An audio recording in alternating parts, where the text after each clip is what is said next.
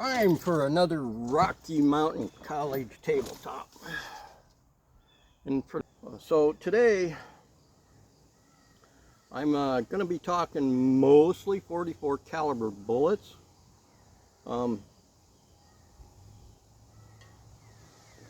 Specifically for the cap and ball revolvers. I'm going to give you a little highlight before I get into the 44 caliber bullet. In part, how I got to starting to develop my own bullets. So to get that started back in the 80s, and before I get too far into them weeds, I haven't literally, for the most part, shot a round ball out of cap and ball revolver since about 1982. The exception to that rule is this little guy. This is my 1863 Remington Pocket. The reason I've shot round ball out of it is there's not a commercially made cap and ball bullet that will fit in this revolver and load within the gun. Now that's not necessarily a big issue if you're wanting to load off the gun, which I have done. But to load it on the gun, you pretty much had to be round ball, because the Baby Dragoon, which is made by Aragon, that you can get those molds, but they only will function within the 1849, 1848, whatever, pocket models, because they're so long and have a point. So I started out deciding, based on what I used to do back in the 80s, was in my Remingtons, which I don't have a Remington out here, I would use a 240 grain Elmer Keith bullet. I would load that off the gun with my special loads for a charge behind it, and load it off the gun. And of course that Elmer Keith bullet was designed to accept a gas check. That would be enough to get it lined up into the cylinder. But when it came to this, there was no such thing as, like I said, a commercially available bullet that would fit on the gun, be able to rotate it around and load it.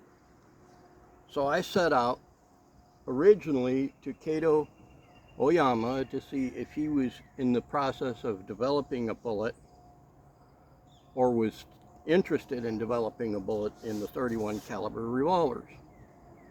His answer was yes. However, it's expensive to get the custom molds. Essentially, he let me know it would be a while before he ever got to the project. So I started out with ordering myself what I thought would be 4 suitable choices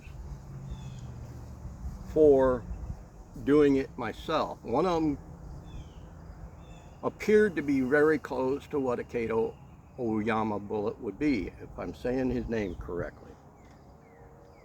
However, my first attempt at 4 different designs, I got, specifically, because of my poor eyesight, I specifically got the base diameter wrong. I could still use them, but I had to use it off the gun, and I had to have everything completely steady. So I revisited that and ordered a second mold.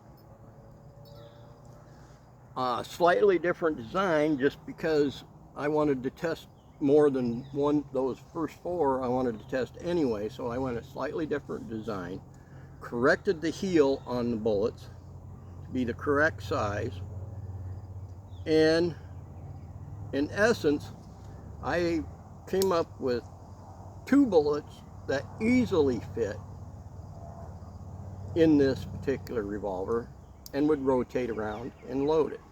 One was a 62 grain The other was a 65 grain, and then there's a 72 grain that it takes a little bit of kind of playing with it to get it under there, but it will go. And then of course I did a 77 grain. All of my bullets that I designed will go underneath a Colt 49, but only 3 out of the second batch will actually function in here. Now, you know why I started that. Now, I'm going to get into the bullets I've tested. And like I said, this has been kind of an idea that I've been floating around for years, since I was using Elmer Keith bullets way back when. I wanted to develop my own. And through that, I've tested several bullets. And I do want to address the Kato bullet, which I'll get to, but also the 200 and 220 grain Lee conical I've tested. The 200 grain, of course, fits Remington small Colts, whatnot, but if you want to get into a Ruger Old Army, for say, you have to go to the 220, which has a 4.56 diameter to work in the Ruger Old Army. Now that I brought up the Ruger Old Army, over the years, many of us has come across the Lee Real bullet. Not a very good bullet. Well, let's face it, comes to rifle, I have never seen a good review on these Lee Real bullets. Now this Lee Real bullet is a 45 caliber, 250 grain. I have both 200 and 250, but in this case, this is a 250. And I was looking at the dimensions of it, and I said to myself, "Self, that's odd. That's probably well, actually, that's the only reason I ever bought this. The advertised dimensions had me curious." And Ruger Old Army,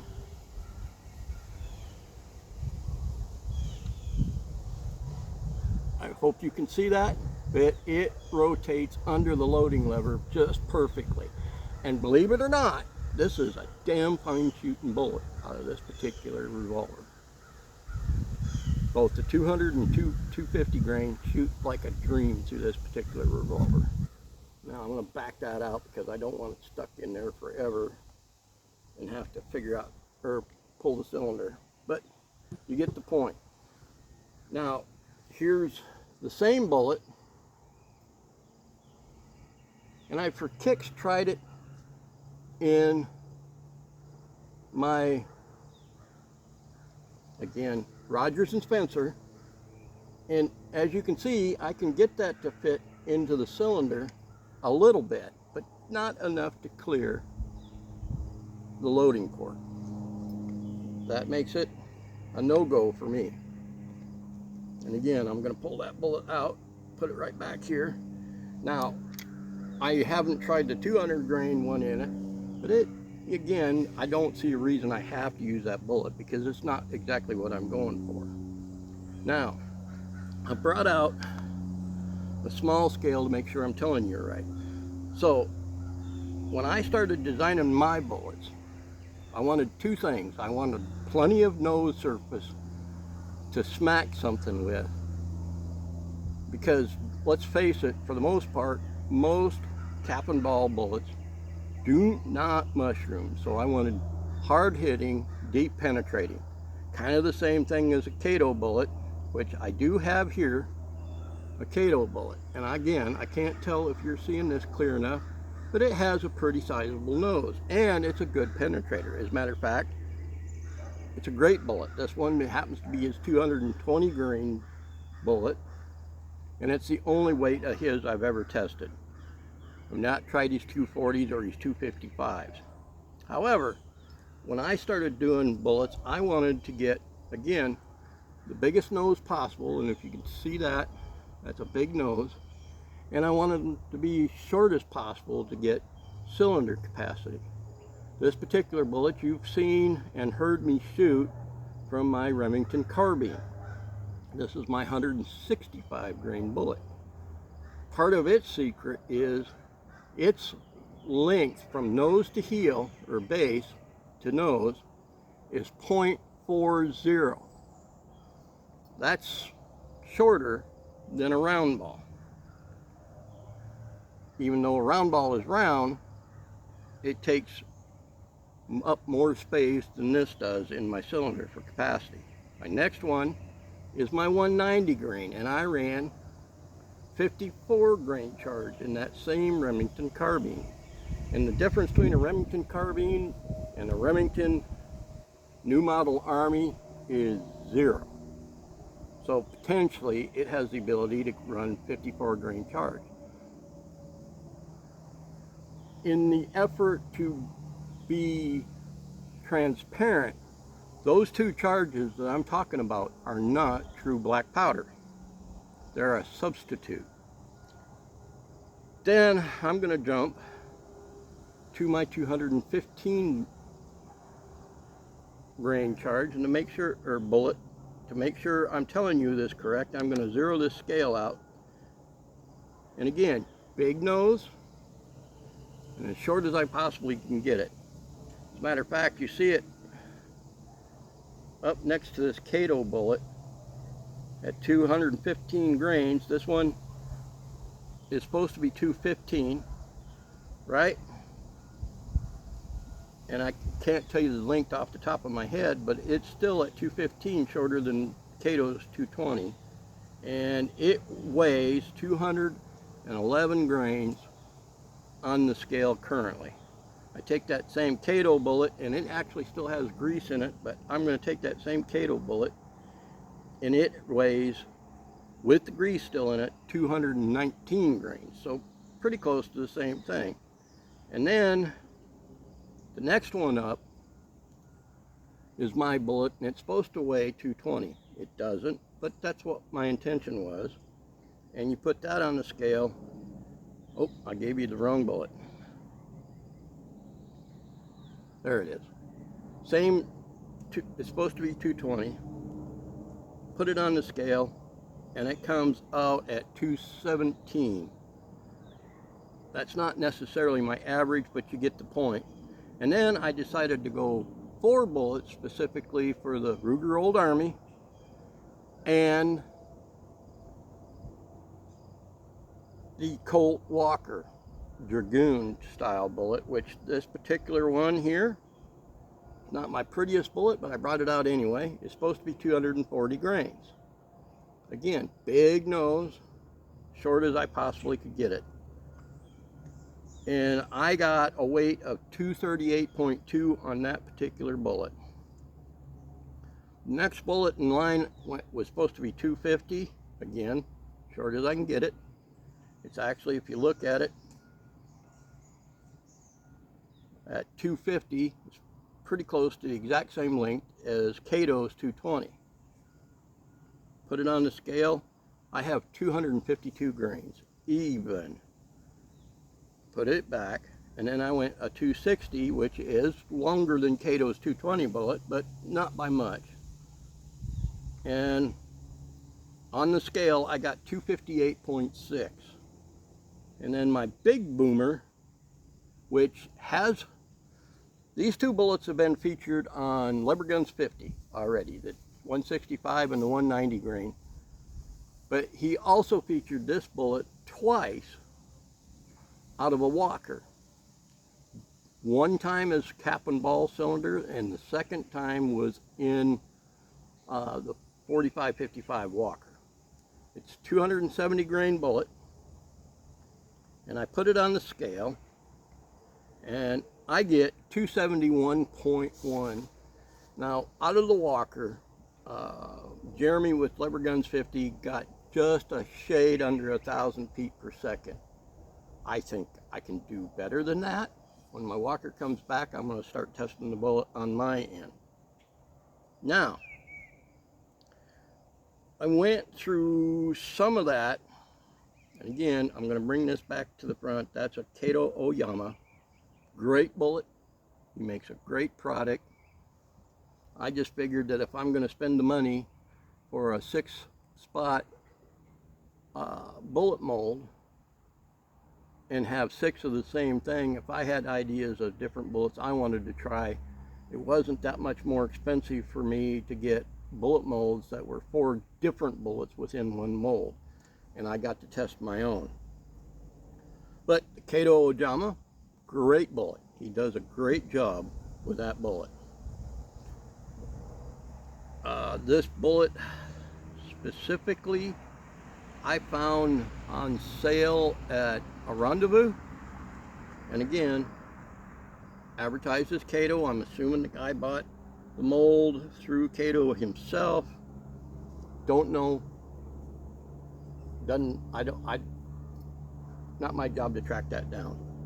But the whole reason I brought this out is I was trying to make a better bullet for capacity and hard hitting. But online the other day, searching through black powder bullets online, I come across this guy, and I'm going to get up and take the time to walk around. But this is advertised as the same bullet as this one, except, again, it's supposed to be 220 Kato, except the guy that put these bullets out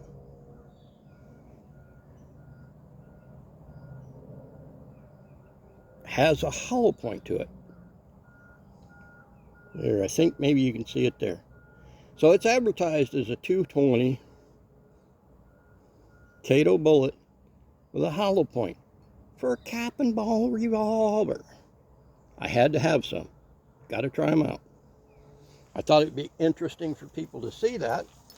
And again, I'm going to put it on my little tiny scale here. Advertised as a 220 hollow point bullet.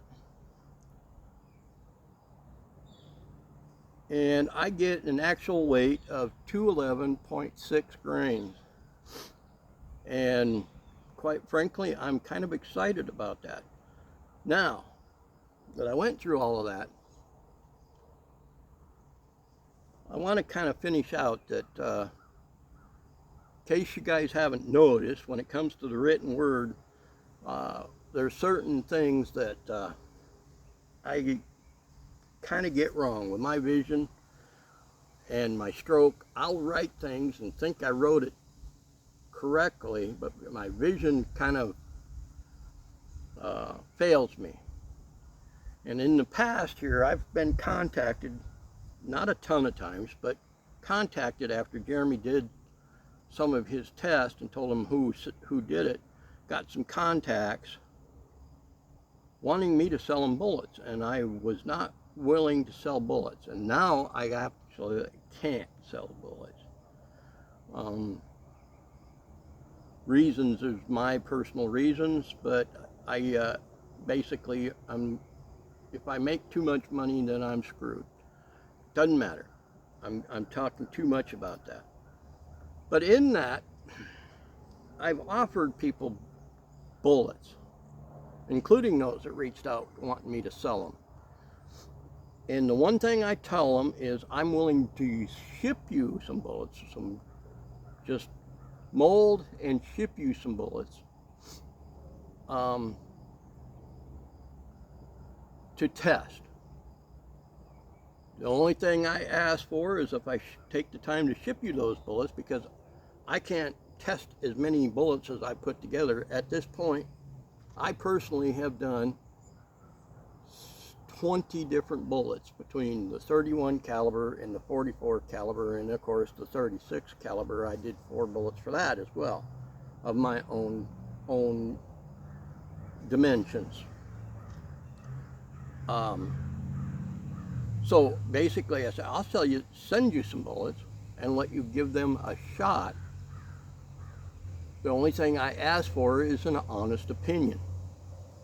And when it comes to YouTube content creators, I've specifically asked for them to call and talk this out with me, because quite frankly, I'm not asking for any promotions. I want them to understand exactly what they're getting. I want an honest opinion, because I can't shoot them enough myself. I mean, you guys saw my last range video. With my particular health issues, I spent 4-5 hours setting up, shooting, and breaking it down to come home, and took 2.5 days to recover. So when I want to go and have fun while I'm doing this, but it's not an everyday thing for me. I have to travel to go do it, blah, blah, blah, blah. Getting way too much into those weeds. So I am willing to help people test these out for nothing. Give me an honest opinion, because originally when I started this, I already knew that I was not up to snuff to actually make this a business for me, but my kid, who happens to like molding things, doesn't matter if it's acrylic or silicone or whatever, she's into molding things, and I thought this would be potentially a small business for my kid in the future. But I want to make sure we have a quality product before we try that. But I am really interested to see what this particular hollow point will do at the velocities I get from a revolver, cap and ball revolver. And I believe that out of this, especially if I'm going with my Walker, or for that matter this, 1,100 and some odd feet is not unquestionable. With that, you came here with your feelings on your sleeve, looking to get your butt hurt, you probably came to the right place. And I thank you for taking your time.